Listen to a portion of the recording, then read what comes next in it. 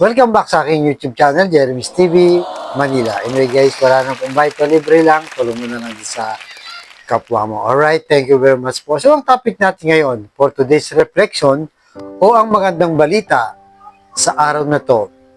So sa ating simbahang katoliko ay pinagdiriwang po natin ang linggo ng salita ng Diyos. Dahil ang gospel ngayong araw na to ay tungkol sa pagsasalita ng ating Panginoong Yesus, na kung saan pumunta siya doon sa templo para basahin yung salita na ayon kay Propeta Isaias, yun ang kanyang binasa na sa kasulatan ay magiging tao ang salita.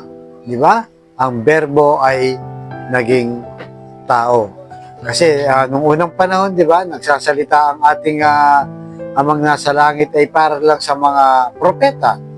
Doon lang niya pinapadaan o yung mga anghel, di ba, ang salita ng Diyos. Pero this time, mismo ang salita na ang nagsasalita. Kaya nung pagpasok na sa templo, ang sabi niya, ang Espiritu ng Panginoon ay sumasa akin dahil pinahiran niya ako upang ipahayag ang ebanghelyo sa mga dukha. So pagkatapos niyang basahin ang salita, sabi sa Lucas chapter 4 verse 20, nang mabalumbon na ang aklat, ibinigay ito ni Jesus sa tagapaglingkod sa templo at umupo.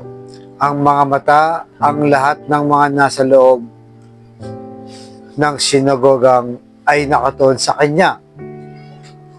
Sinimulan niyang sabihin sa kanya sa araw na ito, habang kayo ay nakikinig at natupad nga ang salita ng Diyos. So, yun, di ba? So, sa panahon natin ngayon, sa Bible na po tayo lahat nakabase na kung saan na para kagaya ng Panginoong Yesus, di ba? Yung aklat ng Old Testament, doon siya, pero siya mismo nagsasalita. Ngayon, sa pamamagitan ng mga kaparian, mga pastor, at kasama na rin tayo dyan na nagsishare ng gospel.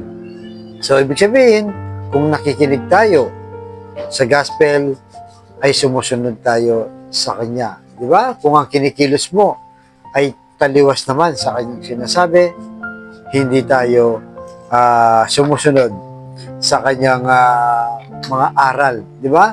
So, kailangan po natin na sundin. At bakit kailangan tayo maniwala? Dahil unang-una, ang salita ng Diyos ay powerful. Di ba? Kaya nga yung salita ng Diyos, nabuo ang mundo. Dahil sabi niya, magkaroon ng liwanag, magkaroon ng mundo, magkaroon ng gabi, di ba? Mga hayop, mga halaman, lahat sa salita lang nagsimula. Kung kaya nabuo ang ating mundong ginagalawan ngayon. Even nung panahon din ng Panginoong Yesus, di ba? Nung nandun sila sa dagat, habang bumabagyo, pinahinto ng ating Panginoong Yesus sa salita lang. So kung titingnan natin, bakit hindi natin sinusunod ang ating Panginoong Yesus sa kanyang mga sinasabi sa atin. Mahirap kasi talaga, di ba? Sa atin, lalo na, di ba? Minsan, hindi po natin pinapansin ang salita ng Diyos na kung saan ay sobrang napakahalaga nito. Sa dami ng mga nakikita natin sa social media, di ba? Sa personal nating buhay, lahat nga, di ba? Nasa Biblia na. Kaya nga yung mga salitang takot, di ba? Nabanggit yan sa Bible na 365 times. Huwag kang matatakot. Yan ang talagang binibili ng ating Panginoong Yesus. Kaya ngayon po, di ba? Kailangan gumawa rin tayo ng aksyon. Hindi lang tayo basta nakikinig ng salita ng Diyos. Kung kaya nating tumulong sa mga charity, di ba? O sa mga nangangailangan, sa ating mga kapamilya, kamag-anak, o kapwa tao. So, kumbaga, bago tayo mag-planning, diba? Minsan, sobrang busy po natin sa ating mga trabaho, sa ating negosyo, di ba? Plano tayo ng plano, minsan sumasablay naman. So, bago tayo magplano, dapat unahin muna natin si Lord. I-share muna natin yung magandang balita sa ating pagpaplano. Tapos, napalo na yung plano. Madali na yun, di ba? Madali na po yun. Kaya kung pinapahalagan natin yung salita ng Diyos, ay dapat po ay nakikinig tayo at sinusunod natin. Alam natin na ito pinaka-challenge sa atin. Di ba? Dahil nga sa abala nga tayo, kaya yung iba hindi pa pinapansin, di ba? Mas gugustuhin pa nilang manood ng kung ano-ano sa YouTube, di ba? Pero kailangan po, kahit pa paano, nagbabasa tayo ng Biblia, kaya sinishare natin ngayon. Kung habang nanonood ka, nalalaman mo na rin ang salita ng Diyos, kung paano ka kumilos, di ba? Kung paano mo ito isabuhay. Napakahalaga na po. Kaya ito ang pinaka-importante sa lahat po ng ating ginagawa sa pang-araw na buhay. So, sana po, bigyan natin ng oras, di ba? Kahit isang verse lang, araw-araw, o mag-share lang kayo ng mga Bible verse sa inyong FB account. Yun po, sharing na po yun. Ako, ang ginagawa ko, everyday tuwing umaga, may mga nakikita tayong post na morning prayer, di ba? Yan po ay sinishare ko everyday po sa aking Facebook. At sa pagtulog natin, may mga evening prayer naman. So, sinishare din po natin yan sa iba't ibang mga nababasa natin. Kahit paano, di ba? Kapag may nagbasa nito, malay mo, nung time na yun, nasisiraan na siya ng loob, nawawalan ng pag-asa, o kung ano-ano pang mga masasamang naiisip niya sa kanyang buhay.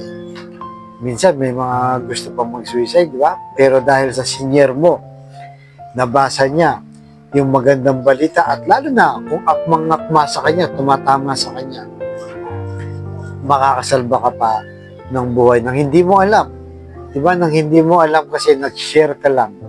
Kaya yung napaka-importante, diba? Kasi powerful nga salita ng Diyos. Pupuntahan niya yung mga taong nangangailangan ng salita ng Diyos na kung saan ay talaga naman pong mapakahalaga. At ito ang pinaka-guidance natin sa ating buhay. Kaya po ang lagi natin lagay sa ating puso't isipan, ang laging magbasa ng Biblia, i-share, makinig, at isabuhay. Kaya sa kapatid natin nanonood sa aking vlog na may problema sa pamilya, karamdaman at pinansyal, sabayin mo ko sa napakasimpleng dasal na kung ikay maniwala at magtiwala sa salita ng Diyos, ay tsak yun, ipagkakaloob sa iyo sa tamang panahon. So tayo po manalangin, Lord. I-bless niyo po ang kapatid namin nanonood sa aking vlog na malumhana po ang karamdaman. Stage 4 cancer na, Lord. Tinaningan na rin po ang kanyang buhay. Ipuhin niyo po ng iyong mapagpagaling na kamay. Haplusin niyo po ang kanyang katawan at tanggalin ang karamdaman. At lahat po ng mga kapatid namin nanonood sa aking vlog, dinadalangin ko, Lord, natanggalin niyo na rin po ang kanilang sakit. Alam naman po namin na walang imposible sa iyo kung iyong loloobin.